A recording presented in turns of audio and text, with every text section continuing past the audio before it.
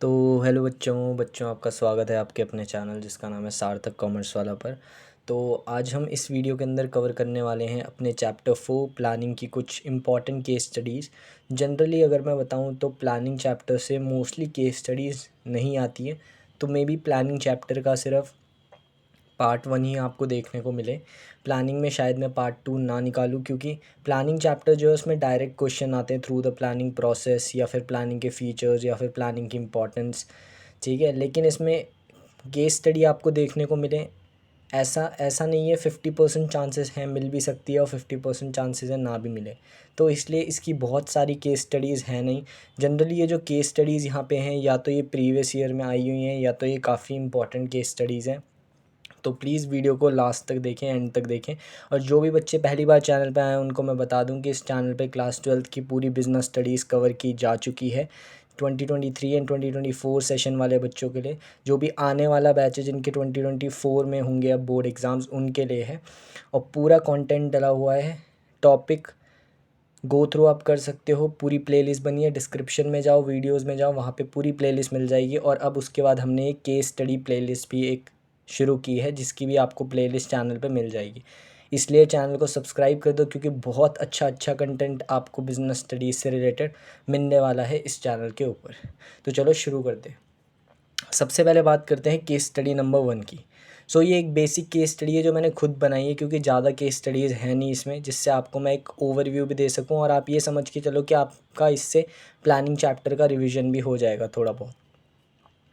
XYZ Limited wants to set their goal, due to which XYZ Limited are thinking in advance what to do, how to do, and when to do. They are thinking how they can reach to their goal, which function is highlighted here. Very easy। तो basically ये case study मैंने खुद बनाई है एक basic initial start देने के लिए वीडियो को, जिसके थ्रू आपको प्लानिंग का भी मेन मतलब समझ आए। तो आपने क्वेश्चन पढ़ लिया होगा। क्वेश्चन सिंपल ये कह रहा है कि XYZ लिमिटेड नाम की एक कंपनी है जिसने अपना एक गोल सेट किया है, जिस कारण XYZ लिमिटेड एडवांस में ही ये सोच रही है कि क्या करना है, कैसे करना है और कब तक करना है। वो ये सोच रही है कि कैसे वो उस गोल तक पहुंच सकते हैं, और यहाँ पे कौन से फंक्शन को हाईलाइट किया गया है। तो वेरी सिंपल, प्लानिंग फंक्शन का मतलब यही है, एडवांस में जब एक ऑर्गेनाइजेशन ये सोचने लगती है कि उनको क्या गोल अचीव करना है और उनका गोल क्या होना चाहिए। तो प्लानिंग फंक्शन एक ऐसा फंक्शन है जिसमें एक ऑर्गेनाइजेशन एडवांस में ये सोचती है कि व्हाट टू डू यानी कि क्या करना है, हाउ टू डू कैसे उसको अचीव करना है, और व्हेन टू डू और कब तक उसे अचीव करना है। और प्लानिंग में हमेशा एक टाइम बैरियर रखना पड़ता ही है, क्योंकि अगर आप अपने गोल को अचीव करोगे तो एक लिमिटेड टाइम के अंदर ही आपको उसे अचीव करना होगा। नहीं तो अनलिमिटेड टाइम में तो कोई भी किसी भी गोल को अचीव कर सकता है, ऐसी कोई बात नहीं है। ठीक है ना। तो ये प्लानिंग फंक्शन बेसिकली ये बोलता है कि एडवांस में सोचना एक ऑर्गेनाइजेशन द्वारा कि उनका गोल क्या होना चाहिए, उस गोल तक कैसे पहुँचें, उसके लिए एक पूरा प्रोसीजर भी डिसाइड करना, और साथ साथ कब तक उसे अचीव करना है इसका भी एक पहले से ही रोड मैप बना के रखना। यही प्लानिंग फंक्शन कहता है।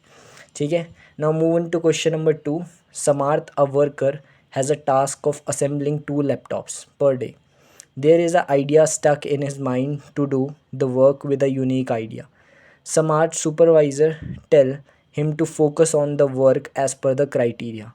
There should no change in technique. यानी कि यहाँ पे समार्थ नाम का एक वर्कर था, ठीक है, जिसको एक टास्क दिया गया था कि उसे असेंबल करने थे 2 लैपटॉप्स, यानी कि लैपटॉप असेंबल करने का काम था। ये टेक्निकल वर्कर था समर्थ। इसको 2 लैपटॉप असेंबल करने थे हर एक दिन में। ठीक है। अब समर्थ के दिमाग में एक आइडिया आया कि क्यों ना 2 लैपटॉप को मैं असेंबल करूं एक यूनिक आइडिया की हेल्प से, जिससे काम भी जल्दी हो जाएगा और शायद मैं 2 से ज़्यादा लैपटॉप एक दिन में असेंबल कर सकूं। तो ऐसा एक यूनिक आइडिया उसके दिमाग में आया। लेकिन समार्थ का जो सुपरवाइज़र था, यानी कि जो समार्थ का सीनियर था, सुपीरियर था, उसने कहा कि तुम्हें अपने फालतू के तरीक़ों में ध्यान देने की ज़रूरत नहीं है, यानी कि अपने आइडिया को यहाँ पे रोको। हमने जिस प्लान के तहत डिसाइड किया है उसी प्लान के तहत चलो, और कोई चेंज नहीं होगा टेक्निक के अंदर। तो बताओ यहाँ पे क्या, किस चीज़ की बात की जा रही है। तो यहाँ पे बात की जा रही है प्लानिंग की लिमिटेशन की, क्योंकि यहाँ पे क्या हो रहा है, समार्थ बहुत ही क्रिएटिव और इनोवेटिव आइडिया लाए, लेकिन उसकी क्रिएटिविटी को दबाया जा रहा है due to the rigidity of planning. तो यहाँ पे एक लिमिटेशन शो की गई है जिसका नाम है planning reduces creativity and innovation. यानी कि प्लानिंग जो है वो रिड्यूस करता है इनोवेशन और क्रिएटिविटी को। ऐसा इसलिए है कि जब हम किसी भी चीज़ को प्लान कर लेते हैं तो उसके बाद कोई भी नहीं चाहता, या एक ऑर्गेनाइजेशन के अंदर कभी भी एक सुपीरियर ये नहीं चाहता कि अब उस प्लान को हम चेंज करें, जिस वजह से कई बार वर्कर्स के दिमाग में जो यूनिक आइडियाज़ आते हैं और जो क्रिएटिविटी उनके दिमाग में आती है वो क्या हो जाती है, उसको वहीं पे रोक दिया जाता है और उनकी क्रिएटिविटी और इनोवेशन को कोई सपोर्ट प्रोवाइड नहीं किया जाता due to a predefined plan. तो यहाँ पे एक लिमिटेशन यहाँ पे बात की जा रही है, जो लिमिटेशन है planning reduces creativity and innovation. Now moving to question number third, Honda Cycles Limited was in business of cycles and bike. The company was making consistent profit by meeting their objective every year. Company think to set higher objective, but at that year two new competitors come in the market, due to which company was not able to achieve that higher objective, which limitation is highlighted here. यानी कि Honda cycles limited नाम की एक company है जो कई सालों से साइकिल्स और बाइक के बिज़नेस को चला रही है। ये जो कंपनी है ये बहुत सालों से कंसिस्टेंट प्रॉफिट अर्न कर रही है और अपने ऑब्जेक्टिव को अचीव करते हैं, यानी कि अपने ऑब्जेक्टिव को हर साल अचीव करती है, और ऑब्जेक्टिव को जब उन्होंने अचीव कर लिया तो हर साल वो कंसिस्टेंट प्रॉफिट कमा रही है इस वजह से। अब कंपनी ने सोचा कि क्यों ना हम इतने सालों से जब अपना ऑब्जेक्टिव अचीव कर पा रहे हैं एक प्लान के हेल्प से, तो क्यों ना हम इस बार अपने ऑब्जेक्टिव को थोड़ा हाइयर सेट करें। पर इस साल हुआ क्या, क्योंकि एनवायरनमेंट इतना डायनामिक है कि दो नए कॉम्पिटिटर्स आ गए उनके बिज़नेस के अंदर और उनकी फील्ड में, उनकी इंडस्ट्री में, जिस वजह से खलबली मच गई मार्केट में और होंडा साइकिल्स से आगे निकल गई वो अदर दो कंपनीज़, जिस वजह से होंडा साइकिल जो है अपना वो हाइयर ऑब्जेक्टिव जो उन्होंने सेट किया था वो अचीव नहीं कर पाई। तो यहाँ पे कौन से लिमिटेशन की बात की जा रही है, तो यहाँ पे हुआ क्या, क्योंकि होंडा साइकिल्स लिमिटेड अपने एक पहले से ही जो सोचा समझा प्लान था उसी पे चल रही थी। उन्होंने सोचा भी कि क्यों ना पिछले बार हम एक ऑब्जेक्टिव को अचीव कर रहे थे, इस बार उसे थोड़ा हाइयर सेट करें, जो उन्होंने किया भी, लेकिन उसको वो अचीव नहीं कर पाए क्योंकि दो नए कॉम्पिटिटर्स आ गए उनकी इस इंडस्ट्री के अंदर। और ये किस लिमिटेशन को शो करता है, तो ये लिमिटेशन को शो करता है that business may not work in a, और we can say that planning may not work in a dynamic environment, यानी कि प्लानिंग जो है वो एक डायनेमिक एनवायरनमेंट में वर्क नहीं करती। क्योंकि अगर आपने एक प्लान पहले से ही सोचा समझा हुआ है और एनवायरनमेंट काफ़ी डायनेमिक है विच मीन्स चेंज होता है काफ़ी फ्रीक्वेंटली, तो वो प्लान में भी आप बार बार चेंज नहीं कर सकते क्योंकि प्लान रिजिड भी होते हैं। तो इस वजह से प्लानिंग शायद डायनेमिक एनवायरनमेंट में वर्क करने में एबल ना हो। जैसे कि यहाँ पे अब होंडा साइकिल्स जो प्लान में सक्सेसफुल हो रही थी वही उन्होंने फॉलो यहाँ पे भी करने की सोची, लेकिन क्योंकि एनवायरनमेंट काफ़ी डायनेमिक था, नए कॉम्पिटिटर्स आ गए, जिस वजह से उनकी वो प्लानिंग जो है वो फेल हो गई और उनकी प्लानिंग वर्क नहीं की डायनेमिक एनवायरनमेंट के अंदर। तो यहाँ इस वजह से होंडा साइकिल्स अपने हाइयर ऑब्जेक्टिव को अचीव नहीं कर पाई विद द सेम प्लानिंग, जिससे वो अपने पिछले साल ऑब्जेक्टिव्स को अचीव कर पा रही थी। Now moving to question number 4, XYZ Limited wants to set a goal, therefore XYZ Limited is doing planning at all levels. Planning is done by XYZ Limited for their futuristic goal, not for their past. The manager takes lot of time to do planning and it involves forecasting, imagination and intellectual mind. XYZ Limited also takes various decisions in their planning, which features of planning are highlighted here by underlining the features। यानी कि यहाँ पे अब इस case study 4 के अंदर हमें क्या करना है, इस केस स्टडी 4 के अंदर ये बोला गया है कि XYZ लिमिटेड ने एक गोल सेट किया जिस वजह से XYZ लिमिटेड प्लानिंग कर रही है सारे लेवल्स पे, which means top level, lower level और मिडल लेवल पे। प्लानिंग की गई XYZ लिमिटेड द्वारा अपने फ्यूचरिस्टिक गोल्स को अचीव करने के लिए, ना कि अपने पास्ट के लिए।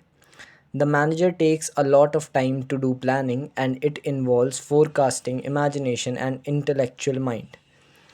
XYZ लिमिटेड ने बहुत सारे डिसीजंस लिए प्लानिंग करने में, तो बताओ यहाँ पे कौन कौन से फीचर्स को हाईलाइट किया गया है ऊपर इस केस स्टडी में, उनको अंडरलाइन करके।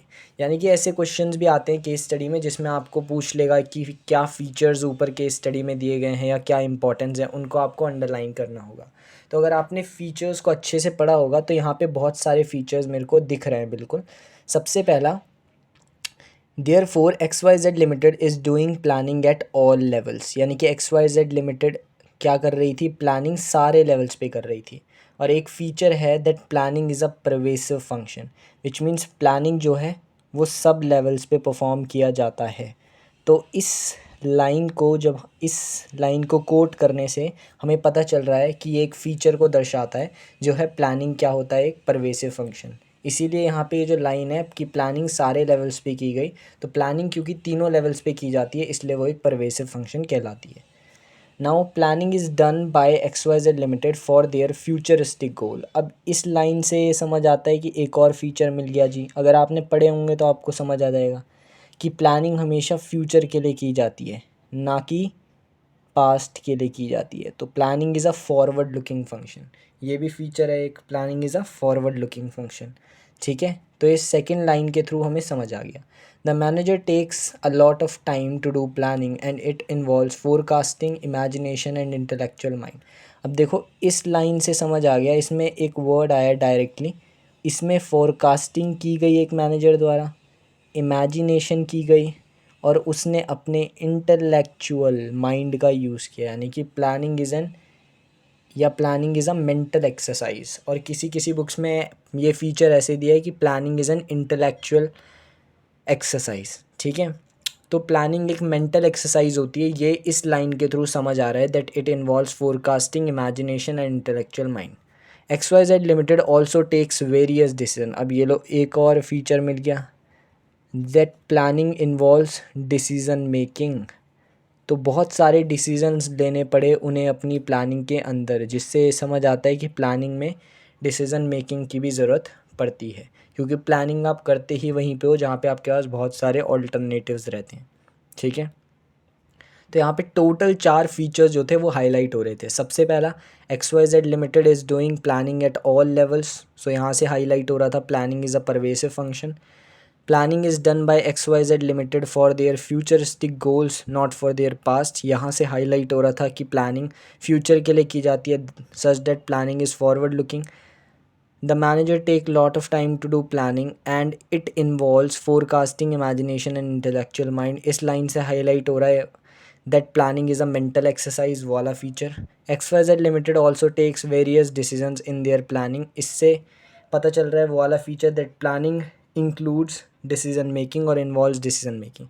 सो ये 4 फीचर्स हाईलाइटेड हो रहे हैं इस केस स्टडी के अंदर। तो अगर आपने फीचर्स को अच्छे से पढ़ा होगा तो बहुत मुश्किल नहीं होगी आपको इन फीचर्स को पहचानने में केस स्टडी के अंदर। Now this is a very important case study क्योंकि ये प्रीवियस बोर्ड एग्जामिनेशन में आ चुकी है। This is question number 5 not question number 9। Actually जिस पेपर से मैंने लिखी थी उसमें क्वेश्चन नंबर 9 था, तो ये क्वेश्चन नंबर 5 है। Superfine Limited has the largest share of 55% in the market. The company's policy is to sell only for cash. In 2015, for the first time, company's number one position in the industry has been threatened because other companies started selling rice on credit also. But managers of Superfine Limited continued to rely on its previously tried plan, which limitations is highlighted here. यानी कि superfine limited एक ऐसी company है जिसका largest share है 55% का market के अंदर। ये कंपनी की जो पॉलिसी थी ये थी कि ये हमेशा सेल करती है कैश में, यानी कि ये बेचती है हमेशा चीज़ों को कैश में, कभी भी क्रेडिट में नहीं बेचती।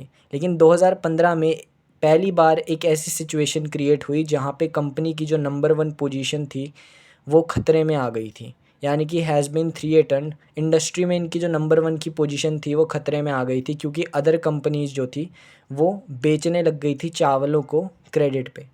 ठीक है, यानी कि अदर कंपनीज़ ने क्रेडिट पे बेचना शुरू किया था पर ये अपनी कैश वाली पॉलिसी से ही स्टिक थी। पर मैनेजर्स ने कहा सुपरफाइन लिमिटेड के कि हम दूसरे कंपनी से हमें मतलब नहीं है, हम अपनी ही पॉलिसी पे रिलाई रहेंगे, यानी कि अपनी पॉलिसी पर ही फोकस करेंगे जैसा हम कैश पे करते थे। और उन्होंने अपने जो पिछले सालों में वो जो जो जिस प्लानिंग ने या जिस प्लान ने उन्हें सक्सेस दिलाई, जिस पॉलिसी ने कैश पे बेचने की, उसी को हम कंटिन्यू करेंगे। अब बताओ यहाँ पे कौन सी लिमिटेशन को हाईलाइट किया गया है? तो यहाँ पे 2 लिमिटेशंस को हाईलाइट किया गया है। सबसे पहली जो लिमिटेशन है वो ये है दैट प्लानिंग इन्वॉल्व्स रिजिडिटी, या आप बोल सकते हो प्लानिंग इज़ रिजिड। बिकॉज़ यहाँ पे सुपरफाइन लिमिटेड ने क्या किया कि अपने प्लान को चेंज करने की नहीं सोची। एक बार प्लान कर लिया तो वो उसी पे आँख बंद करके भरोसा करने लग गए और उसी को फॉलो करने लग गए। और साथ में जो दूसरा फीचर यहाँ पे शो किया गया है वो मोस्ट इम्पॉर्टेंट है, जो है planning may not guarantee success. क्योंकि सुपरफाइन लिमिटेड ने अपनी पिछली जो वो पॉलिसी को फॉलो कर रहे थे कैश पे बेचने की, उन्होंने सोचा कि आज के करंट टाइम में भी यही हमें नंबर वन पोजीशन पे रखेगी। लेकिन जैसे जैसे टाइम चेंज होता है आपको अपनी पॉलिसीज़ को भी चेंज करना पड़ता है, और पिछली प्लानिंग आपको आने वाले सालों में सक्सेस दिलाएगी ऐसा ज़रूरी नहीं है। तो planning may not guarantee success is the most important limitation which is highlighted here with in the case study. तो यहाँ पे दो लिमिटेशंस वैसे हाईलाइट की गई हैं, planning leads to rigidity and planning may not guarantee success. अगर कोई एक आंसर इसमें से लिखना है तो ये मेन इंपॉर्टेंट है, planning may not guarantee success. क्योंकि सुपरफाइन लिमिटेड अपनी पिछली पॉलिसीज़ को ही फॉलो कर रही थी और उन्हें लगा जो प्लान्स उन्होंने पहले फॉलो किए हैं वही उन्हें आने वाले सालों में भी फ़ायदा दिलाएंगे, जिस वजह से उनकी नंबर वन पोजीशन उनके हाथ से छीन ली गई। ठीक है, तो ये हमारी है चैप्टर 4 प्लानिंग की केस स्टडी। होप करता हूँ आपको पसंद आई होगी तो वीडियो को लाइक करना, चैनल को सब्सक्राइब करो। और केस स्टडी प्लेलिस्ट में आगे हर चैप्टर की केस स्टडीज़ आती रहेंगी, depending upon the importance of the chapter की उस चैप्टर की केस स्टडी क्या पेपर में आती है। जैसे प्लानिंग चैप्टर की नहीं आती है, इस वजह से इसका एक ही पार्ट आएगा, दूसरा पार्ट नहीं आएगा। ठीक है, और अगला चैप्टर जो हमारा इसका होगा वो होगा ऑर्गेनाइजिंग। तो प्लीज़ चैनल को सब्सक्राइब करो, सपोर्ट दिखाओ और चैनल को शेयर करते रहो अपने दोस्तों के साथ ताकि वो भी अच्छे कंटेंट का बेनिफिट ले सकें। Okay bye.